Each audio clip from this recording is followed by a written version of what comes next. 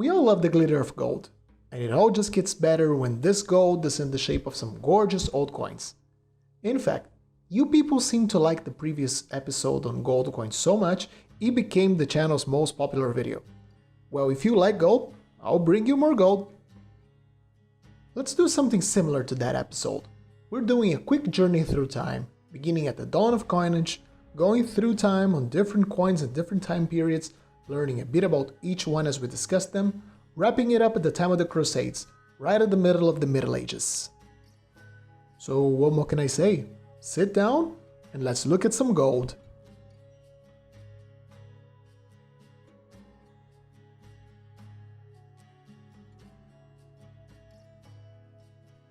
And we need to start from the very beginning. At around 620 to 540 BC, at the kingdom of Lydia, where, according to Herodotus, one of the first Greek historians, he claimed that, so far as we have any knowledge, the Lydians were the first to use gold and silver coins, and the first who sold goods by retail. Herodotus was right, but he was talking about the second monetary standard adopted by the Lydians, as the first one used coins with a mix of gold and silver, called electrum. This leads us to our first coin here, struck under either the famous king Croesus or his father, Aliates, at the kingdom's capital of Sardis. Electrum was very valuable, and the main unit of this monetary standard, called the stater, was a serious chunk of money, only truly handled by nobles or very important merchants.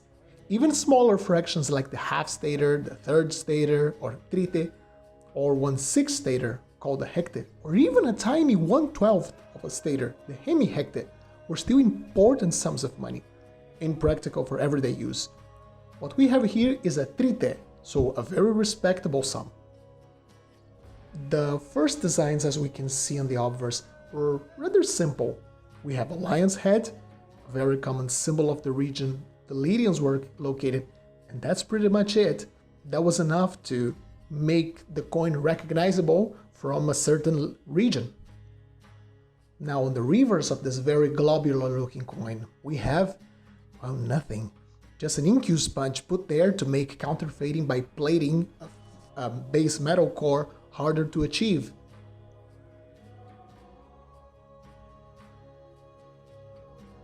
We then leave Lydia behind and cross the Aegean Sea towards the Greek mainland, in particular to the 4th century BC, where Philip II, the father of the legendary Alexander the Great, adopted the Athenian Attic standard as the monetary standard of his kingdom.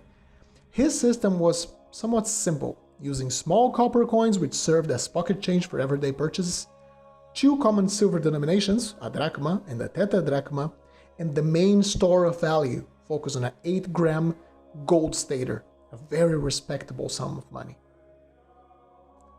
But the good thing about a monetary standard based on precious metal is that you can always multiply or subdivide the standard pieces, the more common denominations, and make new uncommon denominations, like this curious tiny little piece here.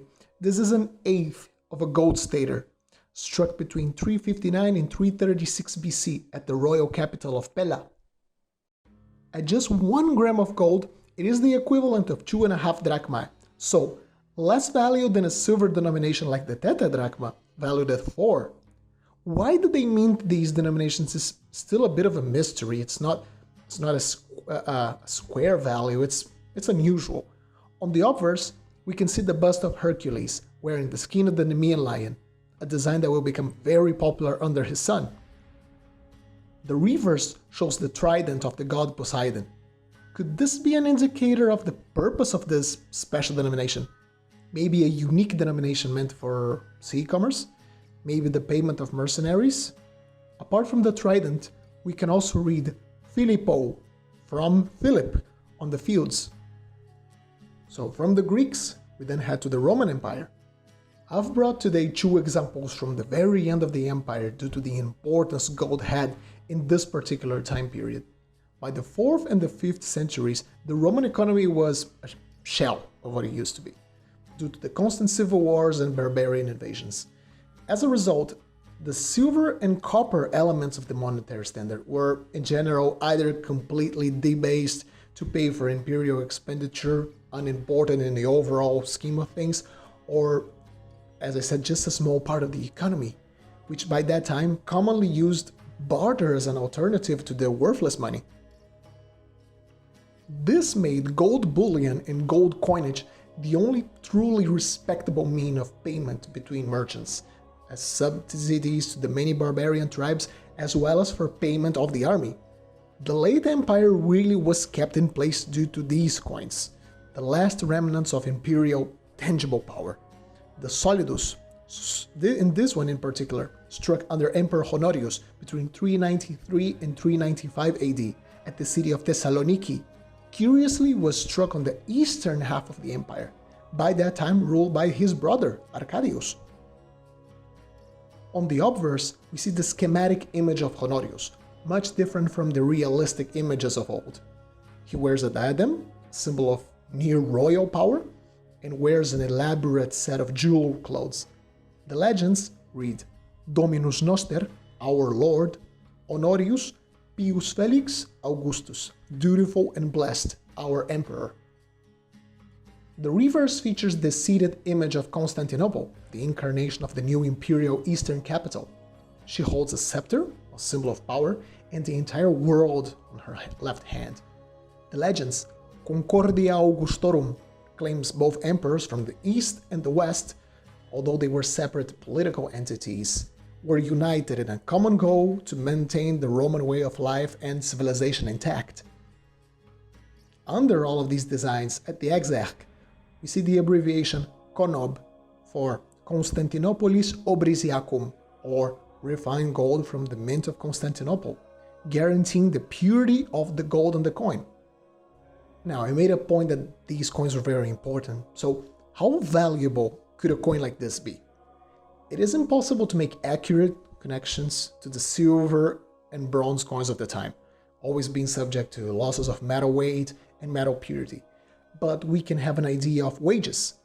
For the late Roman Empire, an imperial cavalryman, so a relatively wealthy individual, someone who could afford a horse, would receive one solidus for around a month and a half of service, meaning this coin alone had some impressive purchasing power. But of course, an economy could not function only with coins worth a month of someone's salary and minute bronze fractions, so the solidus was also broken down into its third part, called the tremisis. If we consider the previously mentioned wage for a horseman at around one solidus for every month and a half, and consider an ordinary foot soldier, for example, to earn a realistic half of that, we're talking about a coin that would represent a month's earnings for a soldier. This tiny gold coin in particular was struck a bit later than the previous solidus, after the fall of Rome, between the years 518 and 527 AD, under the reign of Justin I in Constantinople. The obverse follows the original formula of the solidus, with the emperor's side portrait wearing his imperial diadem and jeweled robes, with the legends Dominus Noster Justinus Perpetuus Augustus, or our eternal emperor, giving it a more religious tone. The reverse, I quite like it. It's particularly intricate for such a small coin. We see a small victory seated over a rock. We can make out it's a victory for the tiny wings on her back.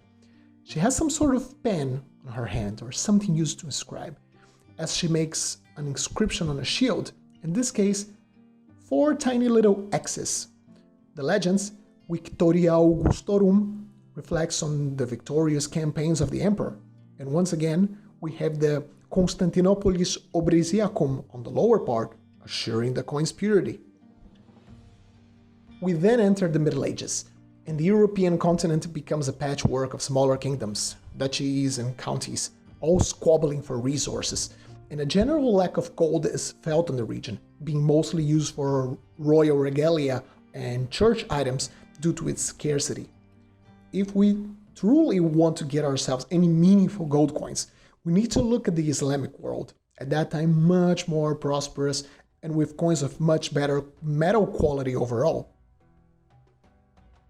So this time we're headed east to the Abbasid Caliphate, where gold coins like this dinar were struck in vast numbers due to the profitable trade routes that came from and went to the Caliphate. This piece is attributed to the reign of Al-Mutawakkil and dated to the year 245 of the Islamic calendar, or the year 859 of the Gregorian calendar, at the city of Damascus. As we can see in the obverse, we don't have any designs at all, as the Islamic faith prohibits the depiction of icons, particularly so on coinage. So the coin typically has inscriptions proclaiming the Islamic faith on the central part, claiming there's only one God, and on the edges we can detract information about the minting authorities for this coin. In this case, it talks about the minting city, in this case Damascus, and under the authority of one of Mutawakkil's sons and heirs, a certain Al-Mutas. On the reverse, we have a very similar formula. The center fields house another proclamation of the Islamic faith, while the rims on the edges this time make reference to the actual caliph, not his son, as the central overall authority over the previous authority who issued the coin.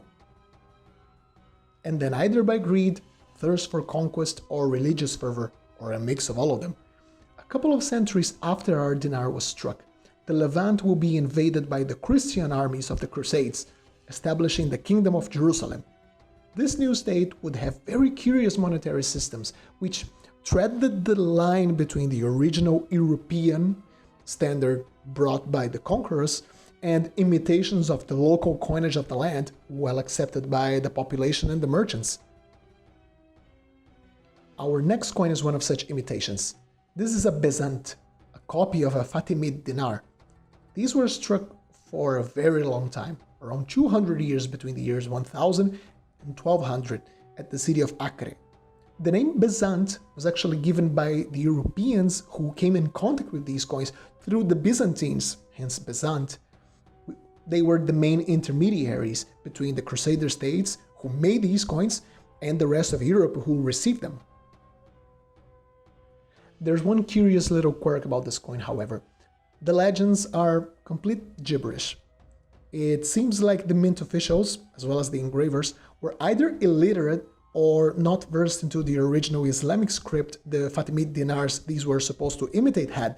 So this is what we are left with on the obverse, a series of dashes, circles, and wiggly lines meant to be an imitation.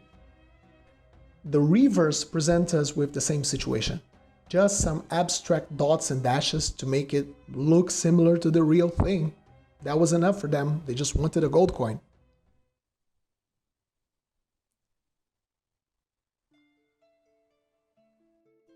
So then for our last coin of the day, let's head back to the Byzantine Empire during the time of the Crusades. In fact, let me rephrase that. Let's go to the Empire of Nicaea, a partition of the Byzantine Empire as a direct result of the Fourth Crusade and the sack of Constantinople by Crusader troops.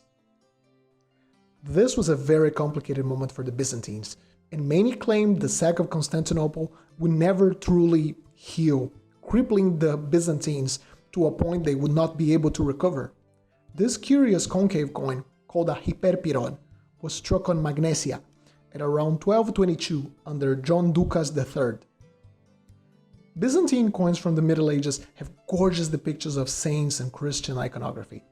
On the obverse of this piece, we see Christ sitting on his throne, raising his hand in a position of blessing.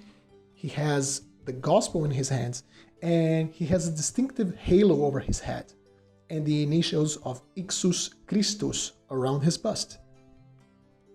When we head to the reverse, we see the secular part of the coin. Here, we are presented with the emperor on the left, holding a labarum, a military standard, wearing a jewel set of elaborate robes, and on his right hand the akakia. He's being blessed by no other than Holy Mary herself, as we can see her raised hand, sort of like giving him his blessings, and you can also distinguish her as a divine figure by the little halo around her head. Around it, very weakly struck, There are actual legends describing the scene. This is something interesting about Byzantine coins. They are very descriptive. They translate to John Ducas, the despot, and Our Holy Mary. Gold was the ultimate symbol of power and sovereignty over the land. People who truly mattered to state affairs and those who took the most important decisions were most likely the ones to handle gold coins. Therefore, it doesn't matter at which time in human history we look at, gold coins will always send a clear message of who is in charge and who was the responsible for that shiny gold in your hands. Assembling a collection of gold coins can be quite a challenge. That takes years upon years to carefully search for the right pieces and of course the right price. If you would like to add a nice gold coin to your own collection, and if you like any particular one of these coins, our sponsors at Savoca Coins will be hosting their 108th silver auction on the 31st of July 2021, where these very same coins and many other impressive pieces will be up for sale. Their silver auctions focus on higher quality pieces, so if you're looking for quality, for good condition and for rarities, I recommend you take a look. And if you're watching this video after the auction day, don't worry, just head over to savoca-coins.com and take a look, as another auction should definitely be happening soon. Well, what more can I say other than share your gold? Have you got any gold coins? Let us know what you have. And maybe, is there any gold coins in your bucket list that you would love to get one day? Let us know. I hope you enjoyed this little presentation. Please leave a like, subscribe, and we'll see each other again soon.